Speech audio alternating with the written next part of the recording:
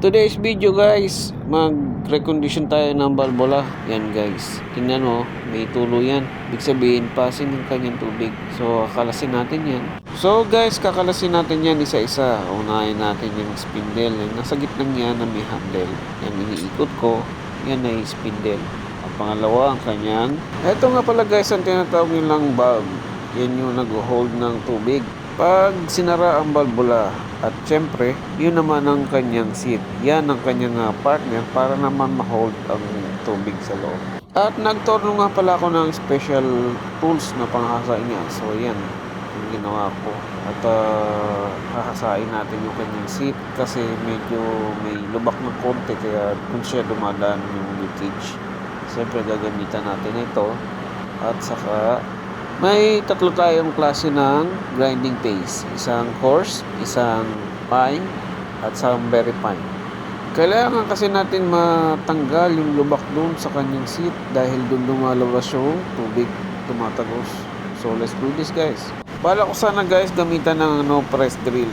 So hindi pwede kasi ang ginawa kong special tools na panghasa ay hindi siya straight. So ito yun, nilagyan ko na ng grinding paste at umpisa na natin yung hasain ng manual.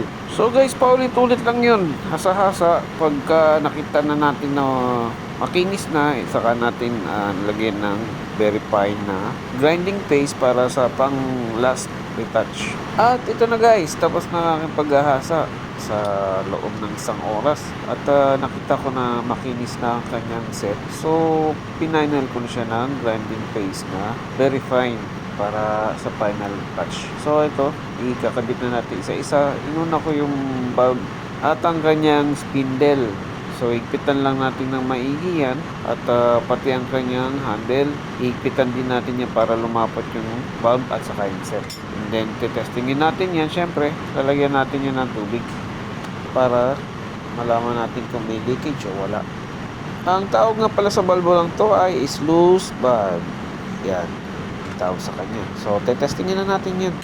Lagyan na natin ng tubig yan hanggang sa butas niya. Then, after 5 minutes, iwan natin yan. Tapos, tingnan natin kung merong mag-leak sa ilalim niya. At ito na nga, testingin na natin kung may tubig sa ilalim. Yan, guys. Perfect ang ating pagkakagawa. Walang leak. So, isa na naman balbola ang nasolba ngayon. Thank you for watching, guys.